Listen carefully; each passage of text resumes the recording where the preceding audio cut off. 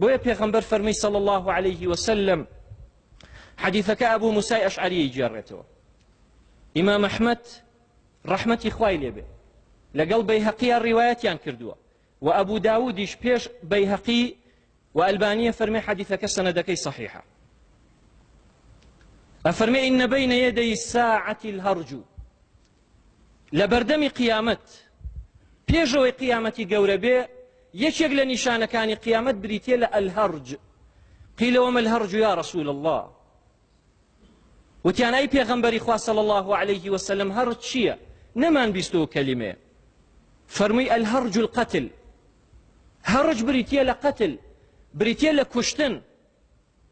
ئەوە بە زمانی حەبەشە یعنی کوشتن. پێغەمبەر فەرمووی صلی الله عليه وسلم ما هو بقتل الكفار، ئەم کوشتنە کوشتنی کافر نییە، ولكن قتل الأمة بعضها بعضا، بەڵکو بریتێ لەوەی کە ئومەتی ئیسلامی دەستیان ئەچێتە خوێنی یەکتر، ئەجەنگن لەگەڵ یەکتری ئەکوژن لەسەر دەسەڵات. حتى ئەگەر هەردوو بەرەکە هەردووکی مسلمان بن ناچن یەک بگرن، ئەگەر یەکیان چووە سەر دەسەڵات ئەمیان مظاهرەکە تا دایگرێ، ئەگەر ئەویان چووە سەر دەسەڵات ئەمیان خۆپیشاندان و مظاهرە و کوشت و کوشتارەکە هەتا دایگرێ. بەڵکو جەنگاندنەکە تەنیا لەسەر چییە؟ وەکو لە حەدیثەکەی ئیبن مەسعود و حەدیثەکەی ئوسەیدی کوڕی حوضەیر و ئەنەسی کوڕی مالیک کە لە صحیحی بوخاری مسلمات وکە لە خوتبەی دووەم ئینشاءالله بۆتان باسەکەم کە هەموو سەبەبەکەی ئەوەیە کە گەیشتنە بە دەسەڵات، نەک گەیشتنە بەوەی کە تۆ دینی خوا بە ڕاستەقینەیی بگەیەنی بە خەڵک. مسلمانی ئەمڕۆ بۆ ئەوە هەوڵ نایە کە دینەکە بگەیەنێتە خەڵکی، تەنیا بۆ ئەوە هەوڵەیە کە بگا بە دەسەڵات، لە گەیشتن بە دەسەڵاتە لێی تێکەڵە بێ گەنجەکانی خۆیان بکوشت. دواییش هیچ بەرهەمێکی نییە. بەرهەمەکەی ئەوەیە ئەڵێن لە فڵان وڵات هەزاران و سەدان و حەفتا هەزار و سەد هەزار و دووسەد هەزار 500 کەس لە ڕۆژێکە 100 کەس لە ڕۆژێکە، ئەوە بەرهەمەکەیەت یەکوژرێ و دواییش سڵحێکەکەن و تەساڵوحەکەن. ئەوەی کە ڕۆشتووە کوڕی فەقیر وەژارەکە کەس نازانێ بۆ کوێ ڕوا، ئەوەی کە ئەمێنێتەوە بەرهەمەکەی ئەوە نییە کە پێشتر هەوڵی بۆ درا.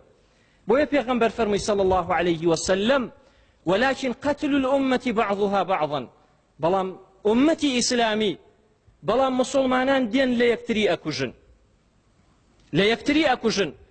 حتى إن الرجل يلقاه أخوه فيقتله، هەتا ئەو کاتێک کە کابرا ئەگا بە براکەی لەبەرەوەی شەڕی براکوژیە براکەی خۆی ئەکوژێ. حتى إن الرجل يلقاه أخوه فيقتله، بە براکەی خۆیەکە ئەیگا ئەیکوژێت. پاشانە فەرمێ يرفع عقل أهل ذلك الزمان، عقل ظروف زماني أو كاتي أو خلقا، لو ظروف زمانية خلقي أو عقلي كخوابي ياون كبكاري بينن كشاكو خرابي ليكتري جاب كنوا كششتك تاوانا قورا كان تخني نكوي، بلام خلقي أو ظروف زمانة أم عقل لسريان هلا جيده ويخلف لها هباء من الناس. خلقك بجي منن خلقانك خراب، خەڵکانێک کە هەموو غەم و هەوا و هەوەسێکیان بریتیە لە بەدەستێنانی دەسەڵات و پارە.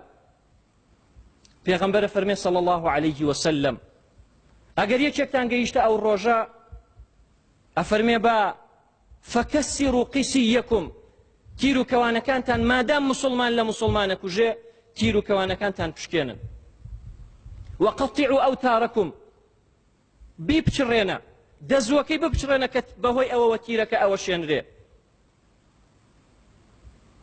وەرموا ئەحجارەکم بالحەجەر، شمشێرەکانتان بدەن بەدارە. وەضربوا سيوفەکم الأحجار لە حەدیثەکەیە، شمشێرەکانتان بدەن بە بەردێکا و بیشکێنن.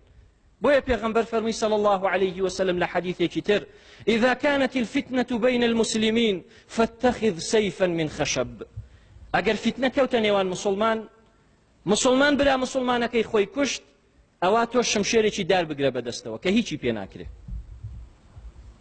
بۆیە پێغەمبەر فەرمووی صلی الله عليه وسلم لە ڕۆژێکی ئاوایە ئەوەندە فتنە زۆرە بێ ستكون فتن كقطع الليل المظلم، فتنە ئەوەندە زۆرە بێ وەکو شەوی تاریک دەست بەسەر هەموو دنیاە ئەکێشێ. يصبح الرجل مؤمنا ويمسي كافرا، کابرا بەیانی مسلمان بۆ ئێوارە کافرە، ئێوارە کەسێکی بێباوەڕی لێ دەرچووە.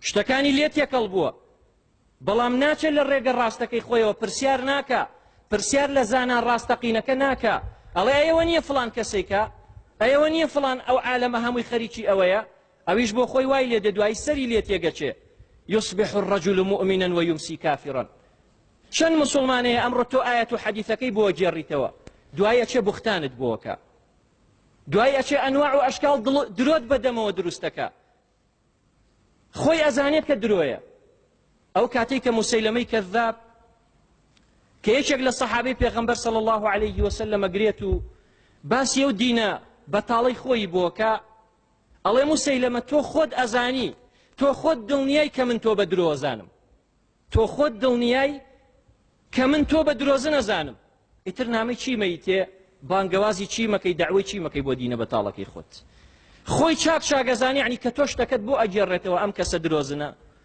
کە خۆشی بە مسلمان و باوەڕدار ئەزانێ و بوختانت بۆکە تۆ دڵنیای کە خۆی ئەزانێ درۆکە دڵنیای کە خۆی ئەزانێ ئەمە درۆکە چکە هەر جارێکی تر پێی بگێڕەوە نازانێ بیجێڕێتەوە بە نەوعێکی تری جێڕێتەوە بەس بۆ ناشرینکردنی یەکتر